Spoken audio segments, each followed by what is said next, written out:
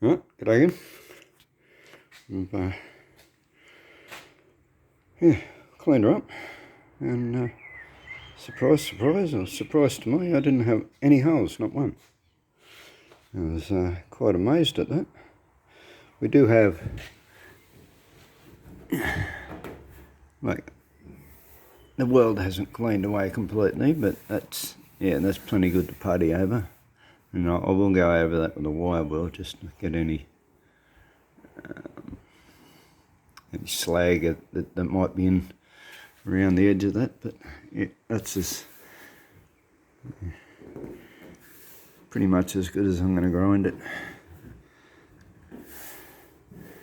It's funny, the edges of that have stood up a bit.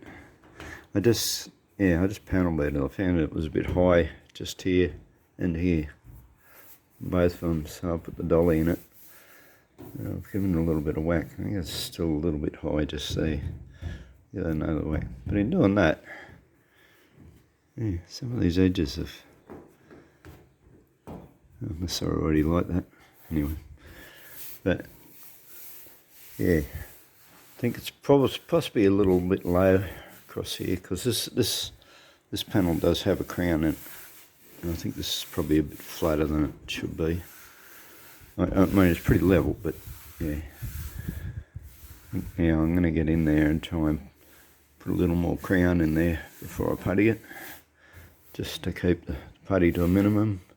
Yeah, you'll notice, yeah, I've cleaned it up from here to here.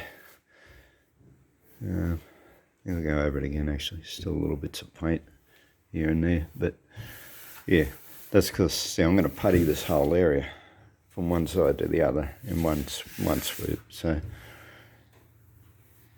yeah, sanded it, like, not to just get the paint off, but I want some texture in there for the putty to bite into. I haven't done the bottom area for a reason. It's because I'm going to putty that area separate. So I get this whole area done. When I'm happy with that, well, then I'll start filling this wing, get the wing shape right. And yeah, like I said, I was rather surprised I didn't have any pinholes. Yeah, did not have to go over it again with the welder. Still got to get in here. I wasn't able to get the weld off. I probably didn't need to cut it that high to begin with, but yeah, I'm going to have to get the cutting blade now. And yeah, take that little bit of a dag off in there. This will probably have to actually be built up a little bit. Well, let's see if I can get something in there, actually bring that edge up a little bit, because it's not, it does feel just a touch low, just below this crease. Anyway, yeah, a little more work to do.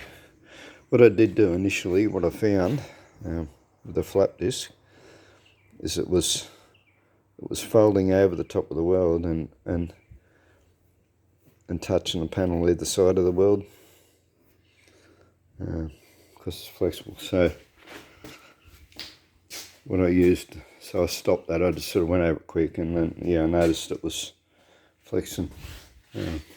Don't cheapy flap this.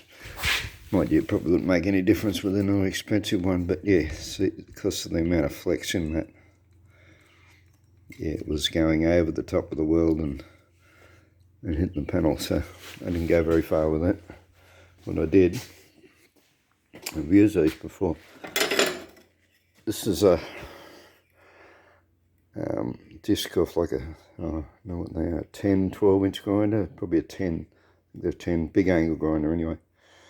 And yeah, once you wear them down to 5 inches, they are excellent on the angle grinder for detail grinding. They cut really quick, and yeah, and that's what I took the initial weld off with. So yeah, so if you use a big angle grinder as well, once your big discs get down to 5 inches, they're great for grinding on the 5 inch. Alright, leave it at that, and we'll catch up with you when I get some putty on there. Okay, bye.